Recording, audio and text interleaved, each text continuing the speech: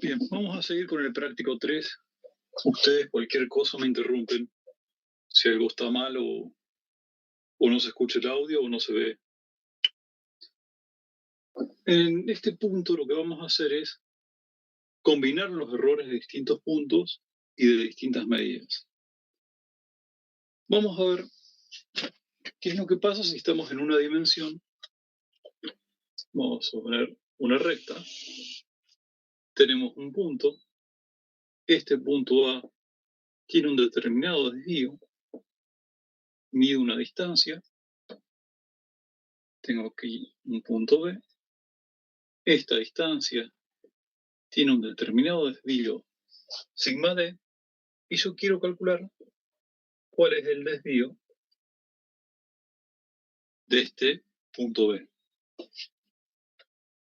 Si yo lo planteo como una función, yo voy a decir, suponemos que es x de b es igual a x de a más esta distancia que es d.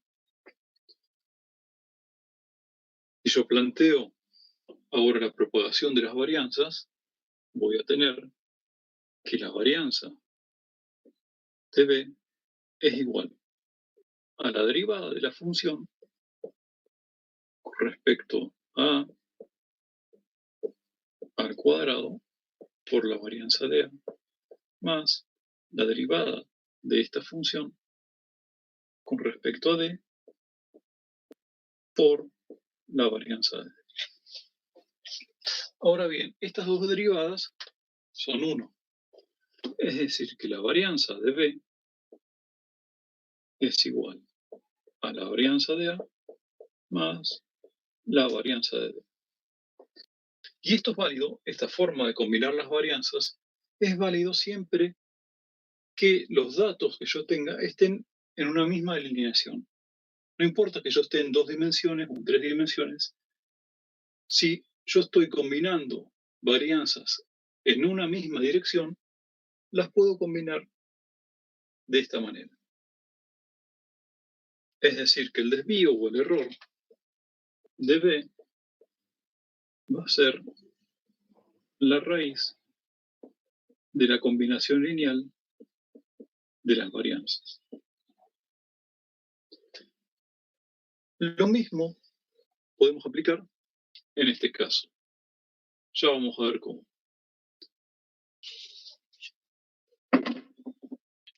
Profe, ¿por qué dijo que era 1 la derivada? La derivada. Porque la derivada, la función es esta. XA más D. La derivada de la función con respecto a XA es 1. Y la derivada de la función con respecto a D también es 1. Claro.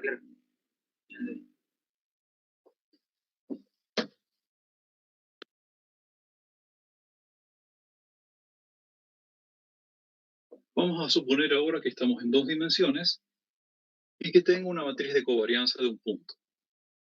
Esa matriz de covarianza tiene en 2 dimensiones siempre esta forma. Una varianza en X, una varianza en Y y una parte de covarianza. Esto me sirve si yo quiero calcular cuánto es el desvío en el sentido de las X y el desvío en el sentido de las Y. Pero por lo general lo que más me interesa es ver cuál es el error máximo y cuál es el error mínimo. En realidad, por lo general solamente cuál es el error máximo. Y la incertidumbre de donde se encuentra un punto siempre se representa como una elipse. ¿Qué va a ser la elipse de error estándar? Y voy a tener un semieje mayor, que vamos a llamar sigma A, semieje menor, que vamos a llamar sigma B, y una cierta orientación en el plano, que vamos a llamar θ. Con esta información de acá, yo puedo calcular esto. Y para eso lo que tengo que hacer es calcular los autovalores y autovectores. ¿Y qué es cómo se calculan? Descomponiendo esta matriz en dos matrices, una de rotación y otra de autovalores, que me permiten representar ese sigma original de esta manera.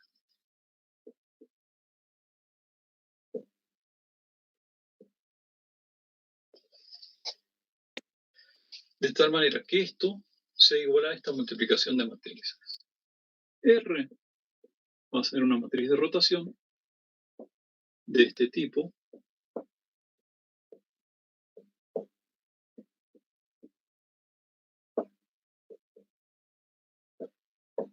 De acá yo puedo sacar cuál es la orientación. Y este sigma prima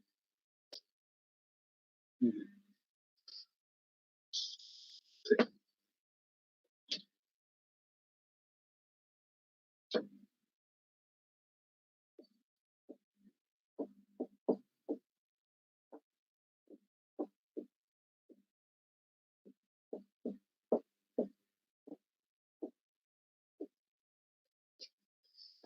va a estar formado por los autovalores que van a ser los cuadrados del semieje mayor y del semieje menor del elipse. Hay muchas formas de resolver esto. En el apunte de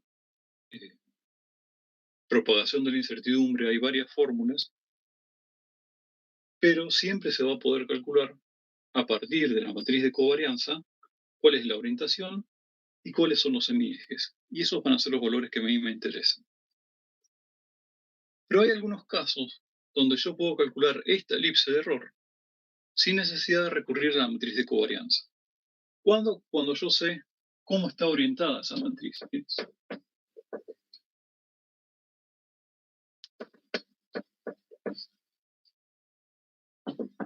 Por ejemplo, cuando yo mido un azimut con una estación total, yo voy a tener un cierto azimut de alfa, una distancia d, aquí está el punto, y yo sé que en dirección de donde yo apunto voy a tener un cierto error en distancia. Ese error en distancia es el que en teoría me da el manual de la estación total. Y voy a tener un cierto error angular, que va a ser este. Vamos a suponer este sigma d, vamos a llamar sigma 1. Y este a 90 grados lo voy a llamar sigma 2. Sigma 1, a los datos que yo tengo, que van a ser 0.03 más la distancia por 5 por 10 a la menos 6. Y sigma 2 va a ser la distancia por el seno de 5 segundos. Esto yo lo sé de antemano. Uno de estos dos valores va a ser el semieje menor y otro el semieje mayor. Y acá voy a tener la elipse orientada de esta manera.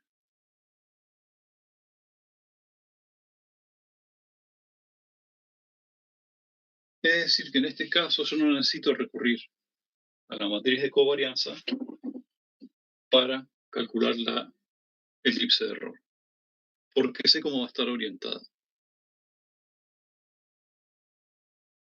En este ejercicio... Una pregunta. Sí. ¿Es importante saber cuál es tu menor y cuál es tu mayor? ¿O no? Sí. ¿O es indiferente? No, tenés que saber cuál es mayor y cuál es menor. Ok. Listo. ¿Para qué se usa esto? Para saber si un punto está dentro de tolerancia o no. Esta elipse de error estándar, yo la obtengo con multiplicar por un cierto factor de escala que me va a dar la elipse de error de confianza. Esa elipse de error de confianza tiene que estar dentro de una cierta tolerancia. Por ejemplo, vamos a suponer que sigma 1 es el semieje mayor de la elipse. y me dio 5 milímetros. Y a mí me piden que este punto tenga 1 centímetro de error con una confianza del 95%. Y para eso lo que se hace es multiplicar el semieje mayor por un cierto factor de escala que empíricamente se suele decir que es 2 por 2.5 por el semieje mayor. Y esto debería dar menor a la tolerancia, que es 1 centímetro. Si esto se produce, es decir, si esto se da, entonces el punto está dentro de la tolerancia. Si no, no importa que sea un poco del semieje mayor, el que está por fuera se dice que no está en tolerancia.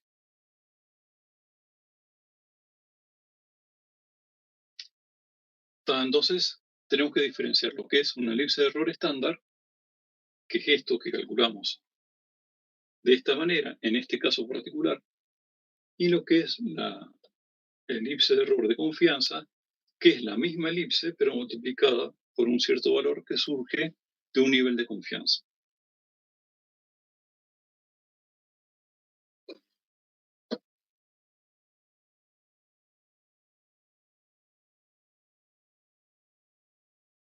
Oye, tengo una pregunta ahí. En Sí. cuanto a lo que multiplicas el elipse de error, por ejemplo, si la confianza es 90% de confianza, Sí. ¿por cuánto lo multiplicas esa elipse? Ese valor se puede calcular. Está en el apunte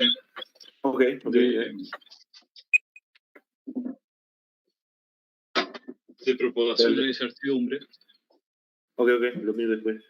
Pero surge de la tabla de G cuadrado. Ok. De todos modos, en realidad ese factor 2.5 es bastante generoso en el sentido que es bastante chico. Debería ser más alto de acuerdo a los grados de libertad que yo tenga. Pero por lo general se asume que está bien multiplicarlo por 2.5 para tener la elipse de confianza. En el práctico, yo lo que les pido es calcular primero las coordenadas del punto 1 y calcular la elipse de error, y además la varianza o el desvío en X y el desvío en Y. Para eso lo que tengo que plantear es las ecuaciones del punto. Vamos a suponer X1 e Y1. X1, si yo parto de la estación E y estacioné la estación total en este punto para medir yo voy a tener que X1 es igual a XE más esta distancia de 1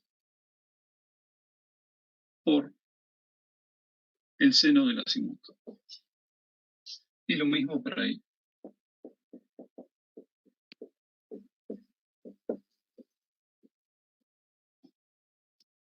De acá ya pueden sacar cuáles son las coordenadas. Si yo quiero calcular la propagación de los errores en X y en Y, no tengo otro remedio que aplicar la fórmula. ¿Qué va a ser? La varianza en X1 es igual a la derivada de X1 con respecto a XE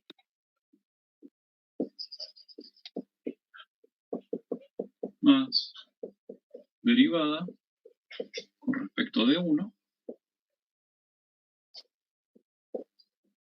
más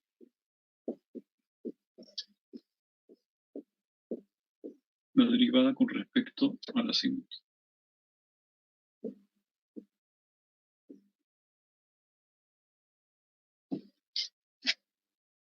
Este valor de la varianza tiene que estar en radianes. O bien, lo que puedo hacer en aproximadamente obtener los radianes con el seno de 5 segundos. Y lo mismo va a ser para ahí.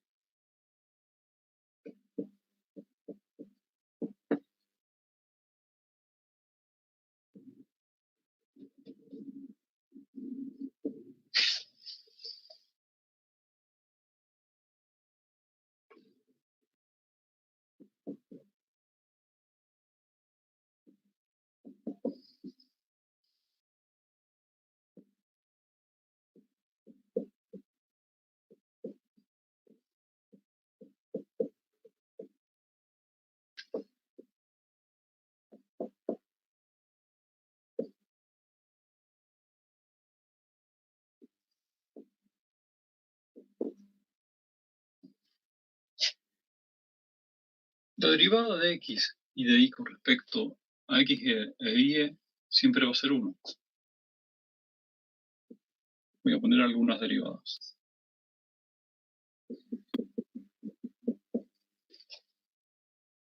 La derivada de x con respecto de 1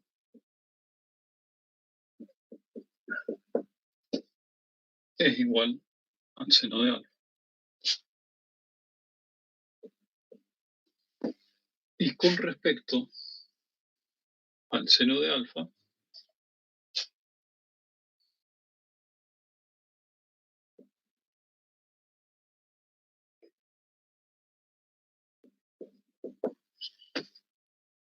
voy a tener de 1 por el coseno.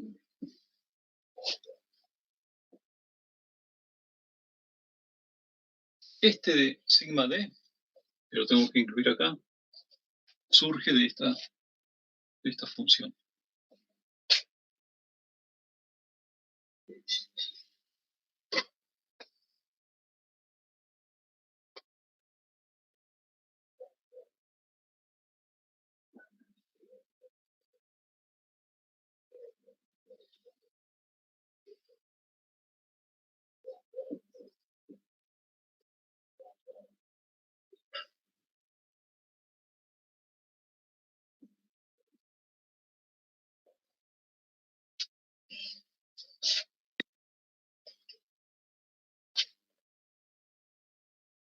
Este valor yo se los doy, les doy el desvío, les digo que es un error circular.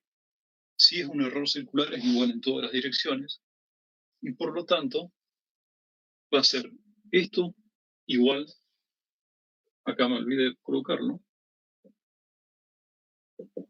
esto de aquí.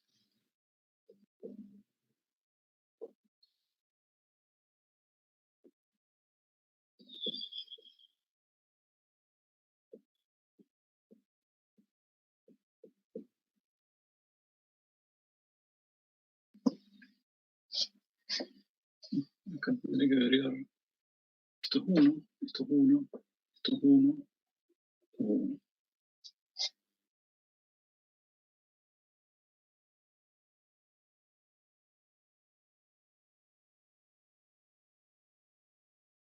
Bien, esta sería la parte de la propagación de los errores en X y en Y. La elipse de error, en este caso, va a surgir en forma directa. Voy a tener un sigma 1 y un sigma 2 en el sentido de la distancia que yo estoy midiendo y en el sentido del ángulo, que va a estar a 90 grados de la dirección.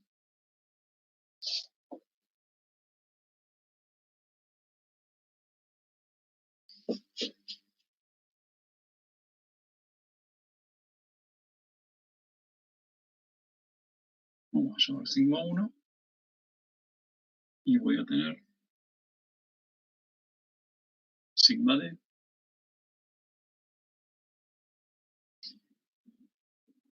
y sigma 2 va a ser igual a la distancia 1 por el seno de 5 segundos.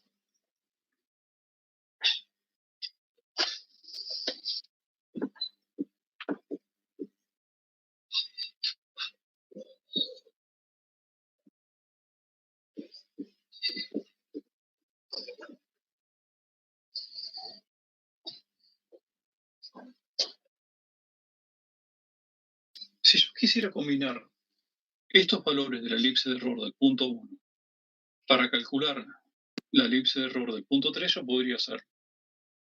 Voy a calcular primero cómo sería la elipse de error del punto 3 sin tener en cuenta el error de este punto.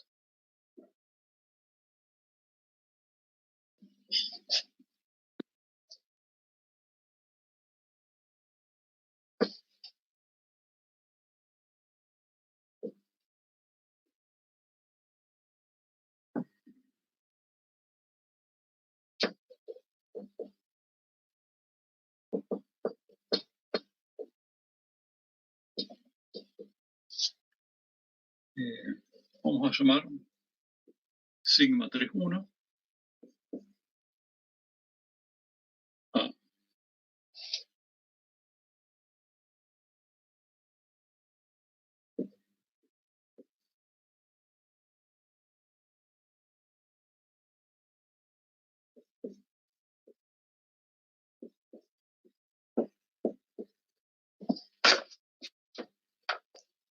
Y este va a ser el error en el punto 3, en esta dirección, sin considerar todavía el error del punto 1. Es decir, exactamente lo mismo. El error en distancia con respecto a la distancia medida 3. El error angular va a ser igual a la distancia 3 por el seno de 5 segundos.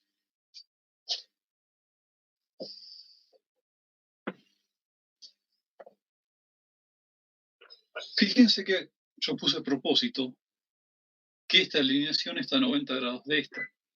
Eso quiere decir que esta elipse va a estar alineada con esta de alguna manera. Y en esta dirección, en esta línea, voy a tener el error angular del punto 1 y el error en distancia del punto 3. Y en esta dirección voy a tener el error angular del punto 3 y el error en distancia del punto 1. De esta manera, yo quiero calcular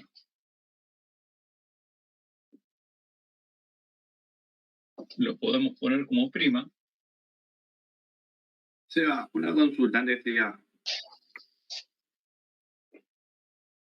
Sí. ¿Es sigma 3.2 o sigma 3.1 el error angular? El error angular sigma 3.2 del punto 3.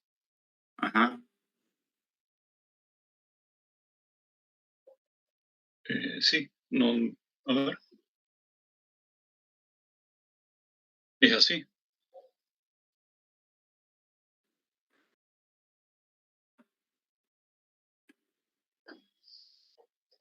Entonces, cuando yo quiero combinar estos dos valores, porque yo necesito propagar lo que es este error de la elipse con esta elipse y además con el error que venía de arrastre.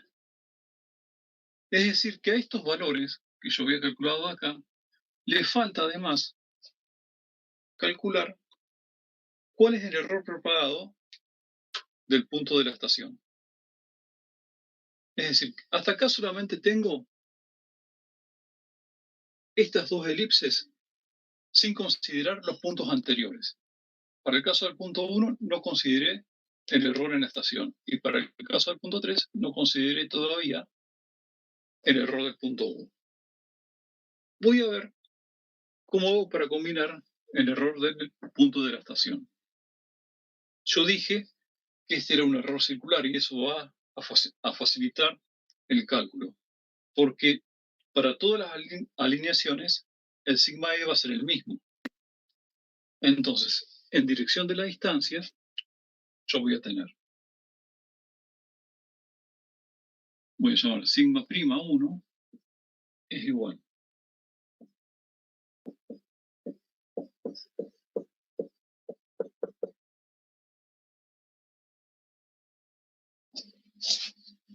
y en sigma 2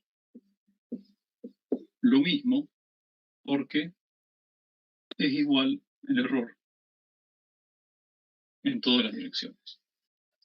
Acá no es necesario poner el de 1. Voy a poner 1.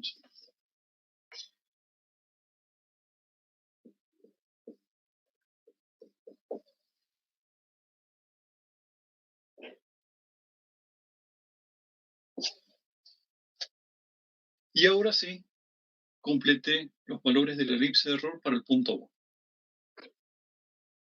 Entonces, primero lo que hice fue calcular la elipse de error del punto 1 como si no tuviera error el punto E. Y después le puedo agregar el error del punto E porque es un error circular. Y la forma de agregarlo es con la combinación lineal de las varianzas del punto E y del punto 1. Una vez que tengo esto, puedo calcular cómo es la combinación del punto 3 con el punto 1. Y voy a tener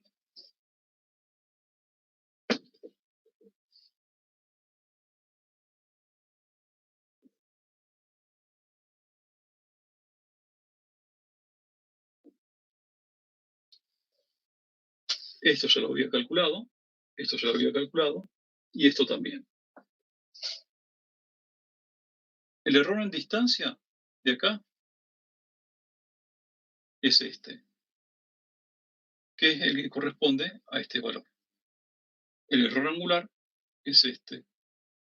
Y yo tengo que combinar para obtener el 3,1, es decir, en esta dirección, el error angular. El error angular va a ser este de acá.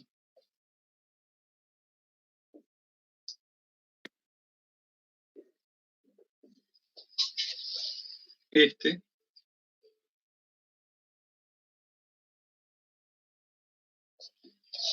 y lo mismo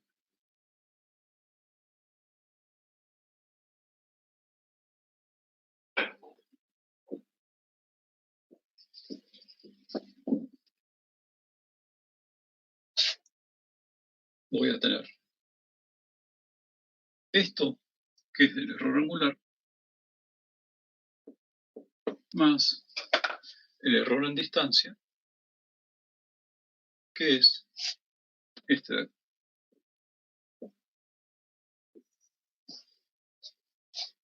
Y estos dos, uno de estos dos va a ser el semieje mayor y otro el semieje menor.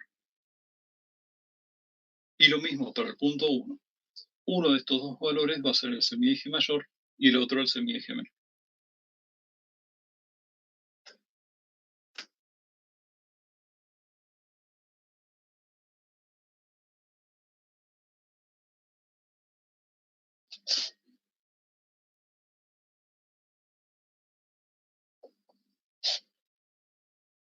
¿Quieren que continuemos o repito algo de acá?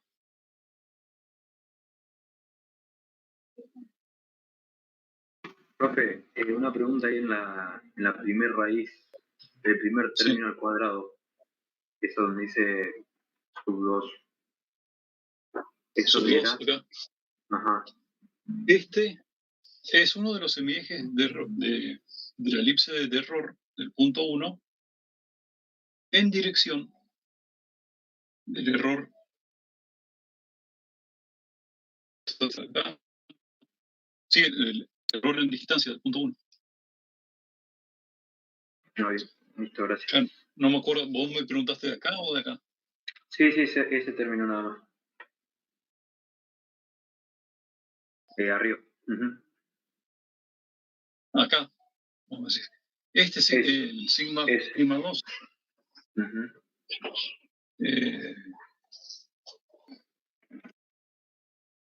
El sigma prima 2 corresponde al error angular del punto 1, es decir, a este de acá. En realidad va a corresponder a uno de los semiejes en este caso. Es decir, este es el error angular combinando el error angular de la estación más el error del punto 1.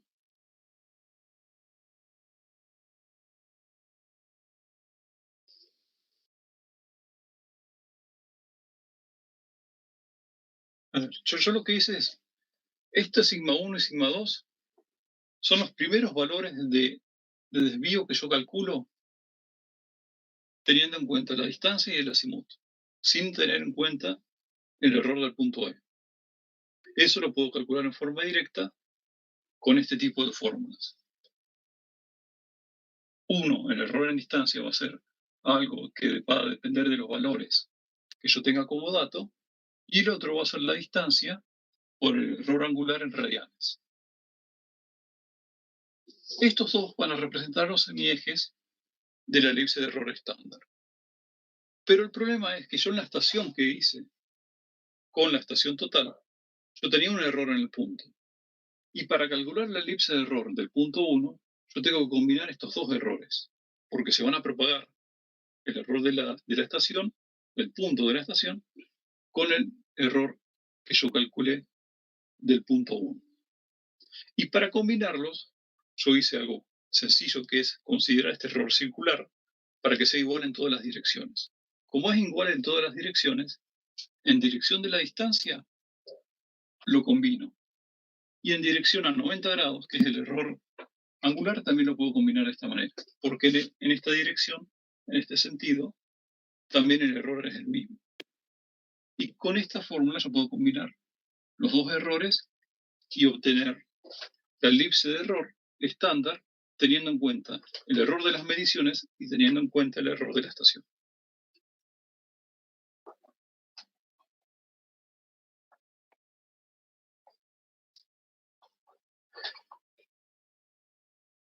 Ahora, siempre se puede decir que el error es circular, profe, se puede considerar circular.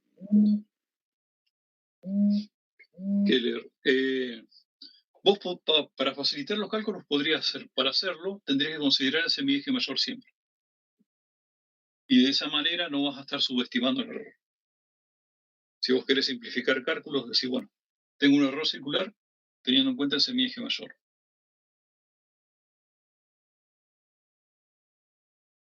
Pero en realidad esto que yo dije que era un error circular es una simplificación. Obviamente cuando vos calculás las coordenadas de un punto, es muy casual, sería muy excepcional que el error sea circular.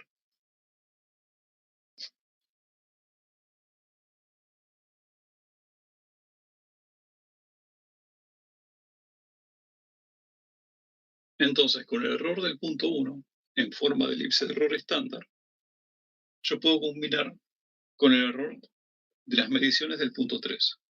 Yo acá hice una medición, me paré en el punto 1, tomé un cierto azimut y una distancia. Con ese azimut y con esa distancia yo puedo calcular cuál es la elipse de error para el punto 3, sin tener en cuenta el error del punto 1. Pero una vez que calculé esto, que sería esta parte de acá, lo tengo que combinar con los errores que yo tenía arrastrando del punto 1. Y para eso me tengo que fijar con qué está alineada cada error. En este caso, el error de este semieje, que sería el error en distancia, está alineado con este, que es el error angular del punto 1, o que corresponde a este semieje de la elipse de error del punto 1. Y este de acá, que es el error angular del punto 3, va a coincidir con el error en distancia, o este semieje del error del punto 1.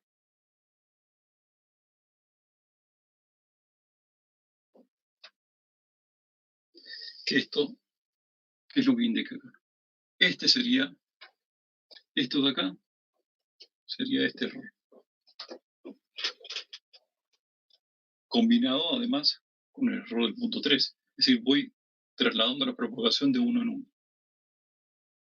Y como esto está alineado con esto, entonces lo combino con este, que es el error en distancia. Esto de acá, que es el error angular del punto 3, es este, lo tengo que combinar con algo que esté en la misma dirección, que es el error en distancia del punto 1.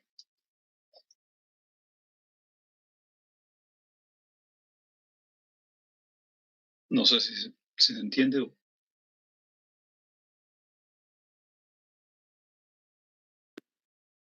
En realidad todo esto se puede hacer más fácil tal vez usando matrices siempre. Pero si no puedo usar matrices, lo podría calcular de esta manera.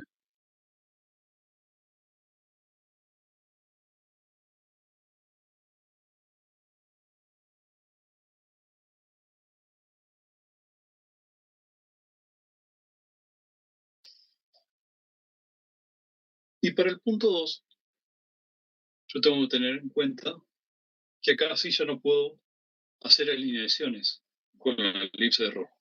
Porque acá yo tengo un azimut que no me va a permitir hacer eso. Entonces, sí o sí, para el caso del punto 2, yo tengo que recurrir a las matrices. Y para eso, primero lo que tengo que hacer es plantear la fórmula para calcular las coordenadas del punto 2.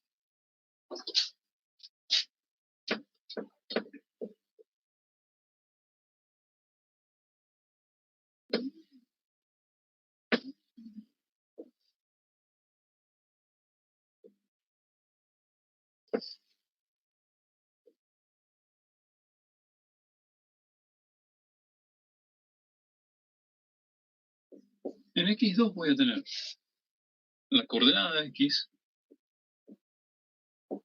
más la coordenada de x1 que va a ser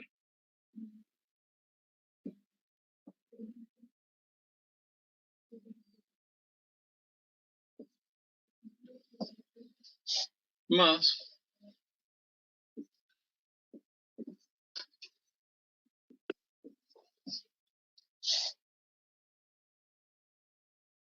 esto es x1 y esto es el cálculo del punto 2. Entonces, tengo xg más x1 más lo que medí.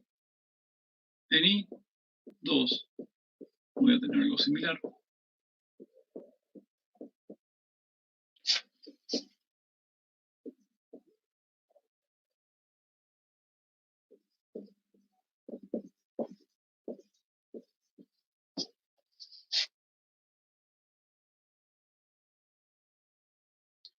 Ahora bien, ¿cuáles son las variables que tienen error? Van a ser x y la distancia tiene error, alfa 1 tiene error, la distancia 2 tiene error y alfa 2 tiene error. Voy a tener 1, 2, 3, 4, 5 y 6. ¿Están de acuerdo que tengo 6 variables distintas que tienen error?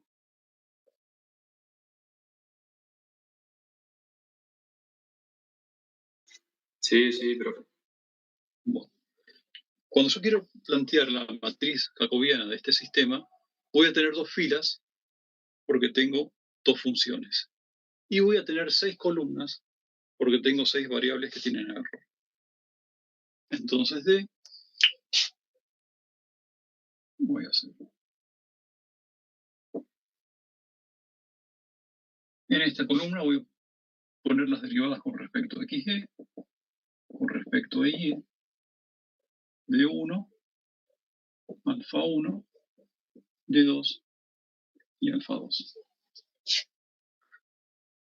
La derivada de esta función x2 con respecto a xg es 1. Con respecto a y es 0 porque no está presente en esta función. Con respecto a d1 es el seno de alfa 1. Con respecto a alfa 1 es d1 coseno de alfa 1. Con respecto a d2, seno de alfa 2. Y tengo d2 coseno de alfa 2.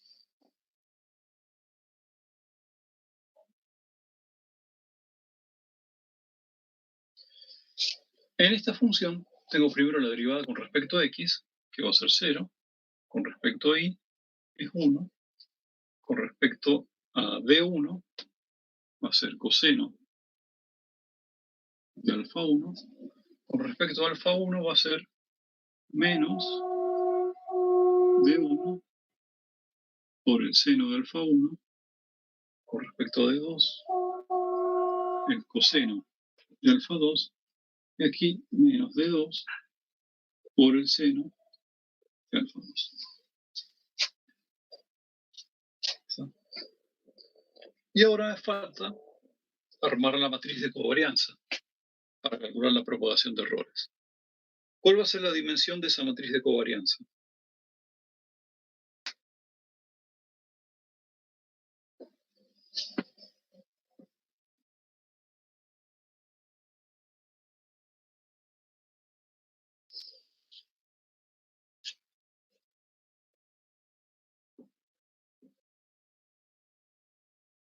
¿Cuántas columnas tiene D? 6. Entonces, la matriz de covarianza va a ser de 6 por 6.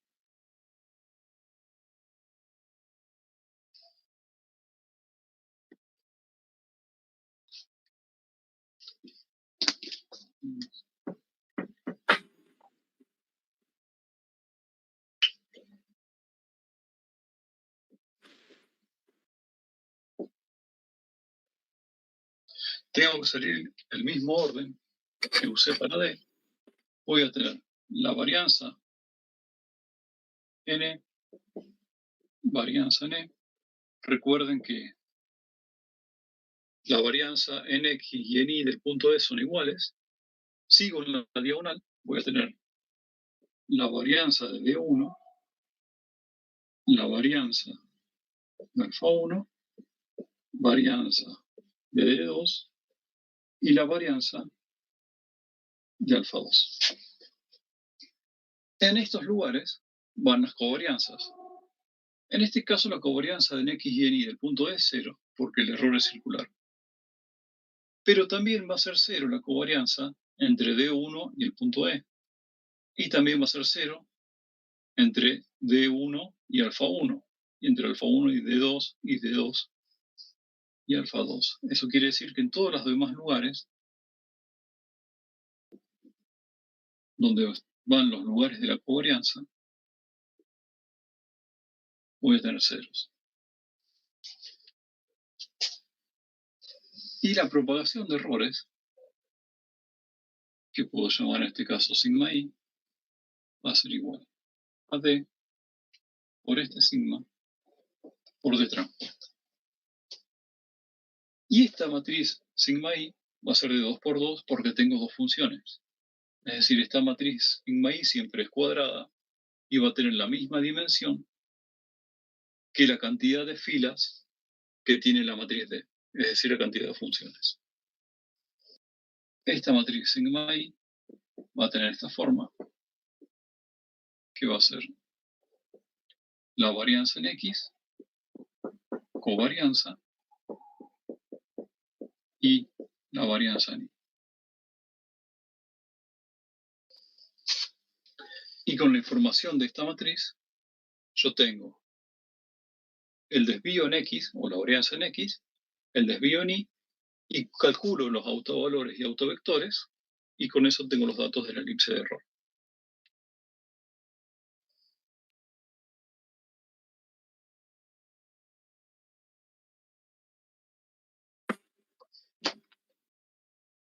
¿Cómo se llama la matriz esta? ¿Matriz de propagación de errores? Esta matriz de covarianza, La de 2 por 2. Sigma i. sí, sería la matriz de covarianza de las incógnitas en este caso. Porque mis incógnitas en este caso son X2 e Y2. Y esta sería la matriz de covarianza de los datos, o mediciones. En este caso los datos y las mediciones son X de alfa 1, D2 y alfa 2.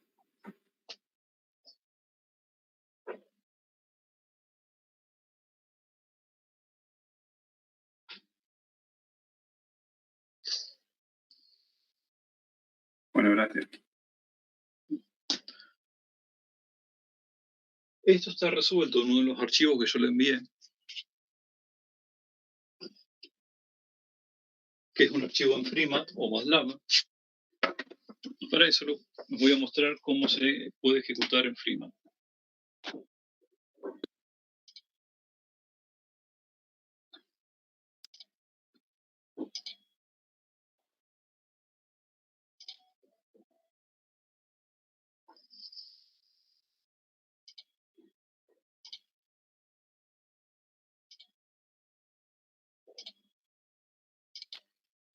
Ustedes cuando abren Freemat, aparece esta pantalla que es la ventana de comandos. Lo primero que tienen que hacer es posicionar el directorio por defecto en el lugar donde están los archivos o en el lugar donde ustedes van a trabajar.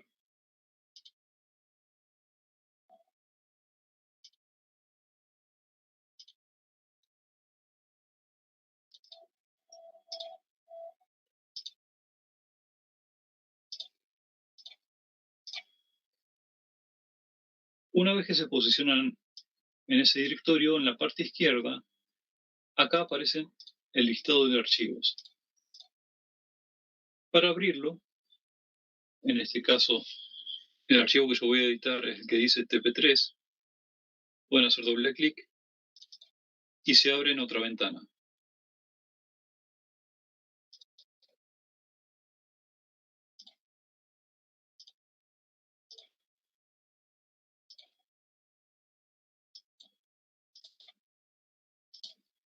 Este es el archivo de script que ustedes pueden editar. Acá están cargados los datos y están armadas las matrices. Hasta acá, hasta la línea 10, es la carga de datos. A partir de la línea 11, yo calculo la matriz D, armo la matriz S, y en SI, es decir, en la línea 15, hago la propagación de errores. La transpuesta en FreeMat es el apóstrofe. Esta parte, a partir de la línea 17, es el cálculo de autovalores y autovectores. Theta va a ser la orientación de la elipse, y A y B van a ser los semiejes mayor y menor. Para ejecutarlo, tiene que presionar este botón verde, que es el primer triangular. Y los resultados van a aparecer en la línea de comandos.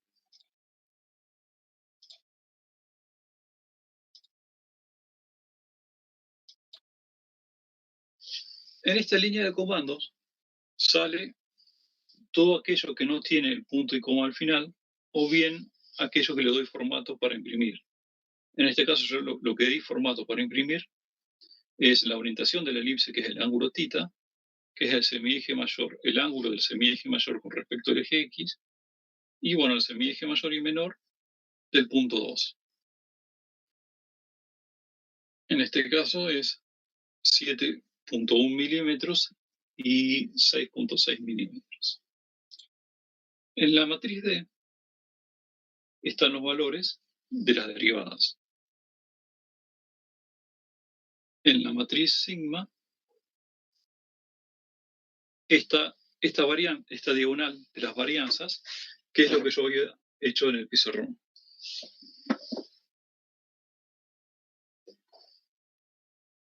Yo multiplico D por S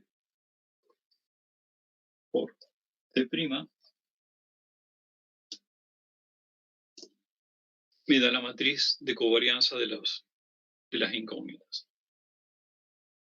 Si yo quisiera saber cuál es el desvío en X, yo tendría que calcular la raíz del primer elemento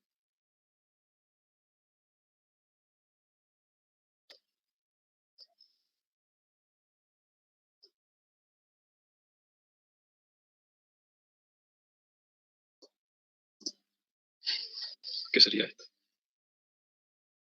Y el desvío en Y está en la otra parte de la diagonal, que es la raíz de la varianza de Y. Y con esto tengo la propagación de errores en X y en Y, y también con los autovalores y autovectores, el semieje mayor menor de la elipse y la orientación de la elipse.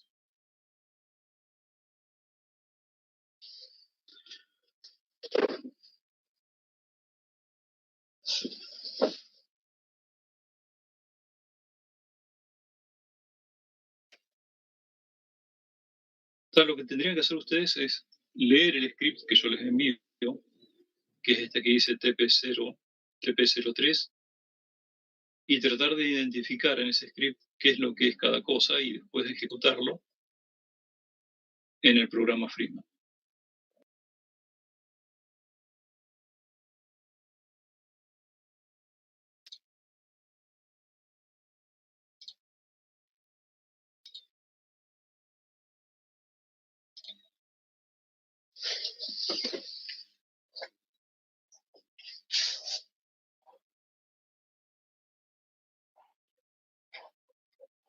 Sí, sí, sí.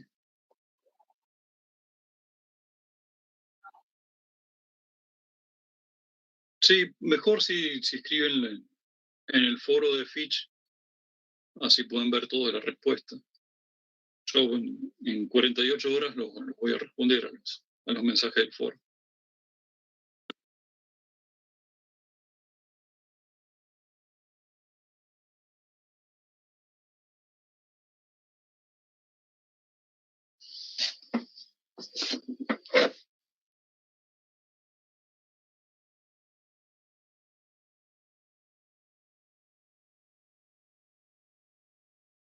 Acá me preguntan si estaba grabando. Me olvidé de poner grabar.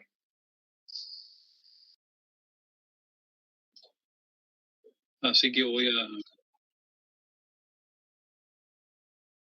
bueno.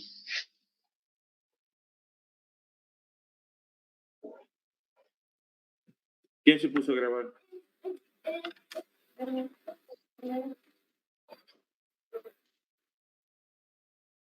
Listo, gracias.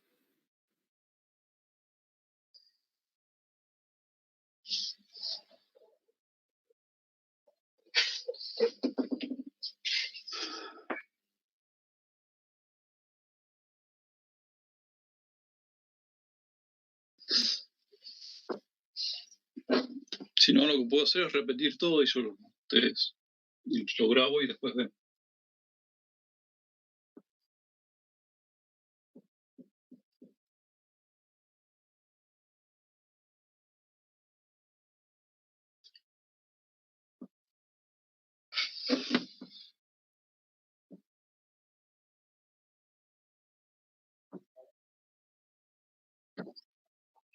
Ajá. Bueno, ¿lo tenés ahora el link o?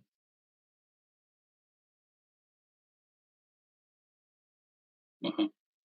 Bueno, yo mañana lo veo y después lo subo. Ahí está. Bueno, gracias.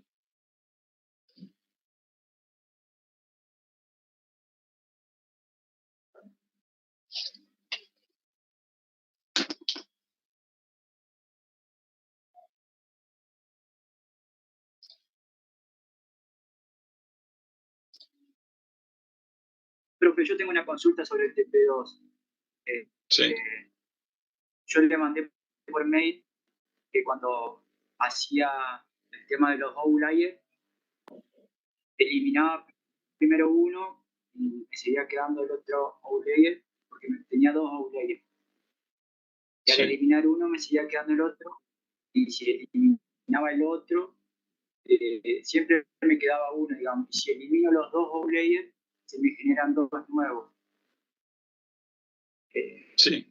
No sé cómo tengo que hacer, digamos, si ya doy por finalizado, digamos, la eliminación de cada dato. En general lo que se hace es eliminar de uno por uno. Sí, eso cuando vas eliminando vas cambiando los grados de libertad.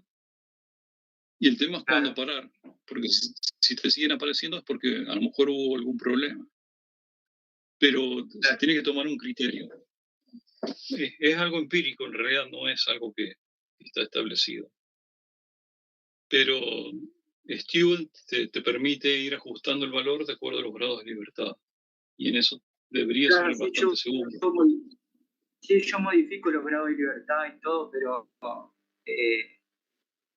cuando yo elimino los dos primeros que se me generaron, digamos, me salen dos más y no sé si eliminar esos dos más o seguir eliminando de a uno, digamos, y no sé cuánto parar, digamos.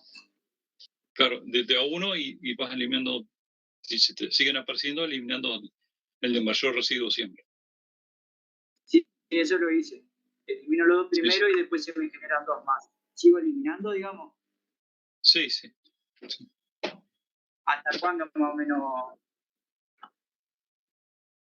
Y cuando pasa eso, a lo mejor lo que hace, lo que tendría que haber hecho es cambiar el nivel de confianza, subir la confianza. Por ejemplo, subir a 99, si aparecen muchos. Entonces eso te cambia. Y a lo mejor no se elimina ninguno. Pero con 95% debería andar bien. No tendría por qué haber problemas. El problema a lo mejor está en la serie de mediciones. Claro.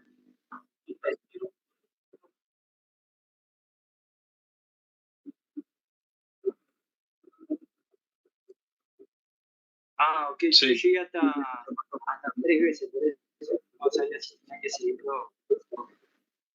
Así que pero gracias. Bueno, si ustedes deciden cortar porque piensan que son muchos para eliminar, establecen un criterio y también está bien. Claro, bárbaro, profe. Muchas gracias.